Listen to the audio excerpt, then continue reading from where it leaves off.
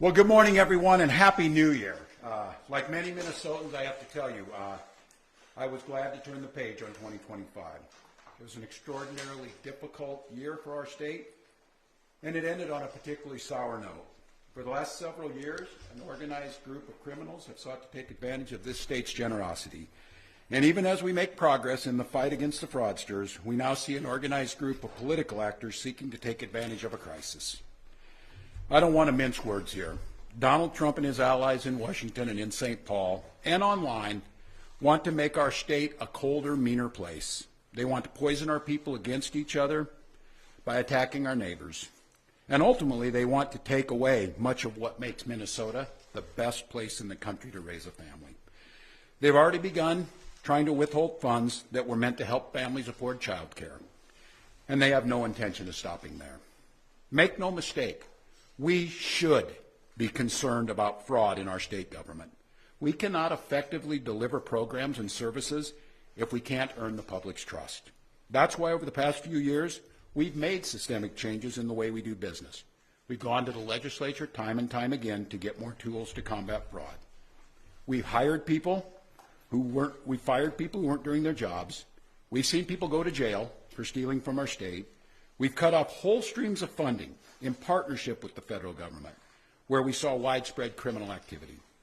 We've put new locks on the doors of our remaining programs, and we've hired a new head of program integrity to make sure that those locks can't be broken. All across this state, Minnesotans are hard at work on this problem. Advocates, administrators, investigators are on the front lines defending the integrity of our state's programs, and I want to give a very heartfelt thank you to all of them. There is more to do. A single taxpayer dollar wasted on fraud should be intolerable. And while there's a role to play for everyone, from the legislature to prosecutors to insurance companies to local and county government, the buck does stop with me. My administration has been taking fast, decisive action to solve this crisis. We'll win the fight against the fraudsters. But the political gamesmanship we're seeing from Republicans is only making that fight harder. We've got Republicans here in the state legislature playing hide and seek with potential whistleblowers. We've got conspiracy theorist right-wing YouTubers breaking into our daycares, demanding access to our children. We've got the President of the United States demonizing our Somali neighbors and wrongfully confiscating funds that Minnesotans rely on. It's disgusting and it's dangerous. Republicans are playing politics with the future of this state. It's shameful. And I've said it before, and I will continue to say it.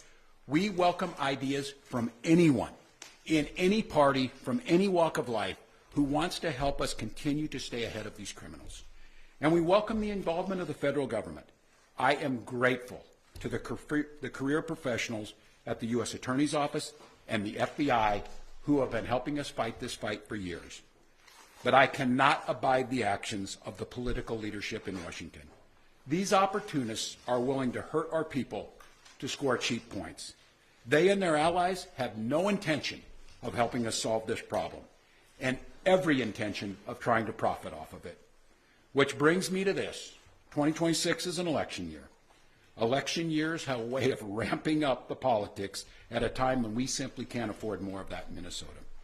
In September, I announced that I would seek a historic third term as Minnesota's governor, and I have every confidence that if I gave it my all, we would win the race. But as I reflect on this moment with my family and my team over the holidays, I came to the conclusion that I can't give a political campaign my all.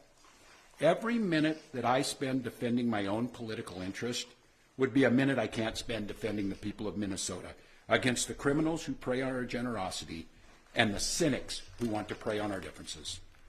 So I've decided to step out of this race, and I'll let others worry about the election while I focus on the work that's in front of me for the next year. I'm passing on this race with zero sadness and zero regret. I did not run for this job to have the job. I ran for the job to do the job. Minnesota faces enormous challenges this year, and I refuse to spend a single minute doing anything other than rising to meet this moment. Minnesota has always come first and always will. That's what I believe servant leadership demands of me. As an optimist, I'll hold out some hope that my friends on the other side of the aisle will consider what servant leadership demands of them in the moment. We can work together to combat against the criminals. We can work together to rebuild the public's trust and make our state stronger. But make no mistake about it, if Republicans continue down the path of abusing power, smearing entire communities, and running their own fraudulent game at the expense of Minnesotans, I will fight back with everything that I have. I am absolutely confident a Democratic and a DFLer will hold this seat come November. I'm confident that I'll find ways to contribute to the state that I love long after next January. But there'll be time to worry about all that later. Today, I'm proud of the work we've done to make Minnesota America's best place to live and raise kids. From our new paid leave policy to our child tax credit to our school lunch programs feeding every single child. And I'm doubly proud of the incredible team we put together to make this vision a reality. I want to take a moment to thank every member of my staff, to every single state employee who has been part of this fight. Now more than ever, I need you on the job. I need you to help work together to tackle the important work in front of us. And most of all, I want Minnesotans to know how grateful I am for the opportunity to serve this state, for the privilege that I have been given to serve in this office. I'm on the job. I'm focused on making sure that we stay America's best place to live and raise kids. No one will take that away from us. I'm proud of the way we treat our neighbors. I'm proud of the way that we welcome people to this state. I'm proud of the way that we innovate. And I'm proud of the way that we are optimists for the future. No one's taking this away from us. Not the fraudsters. Certainly not this president. Not on my watch. Tomorrow, I'll be back with you. I'll give you an update on America's best paid family medical leave program that is now a week into it. And at that time, I'll take all your questions. Thank you all.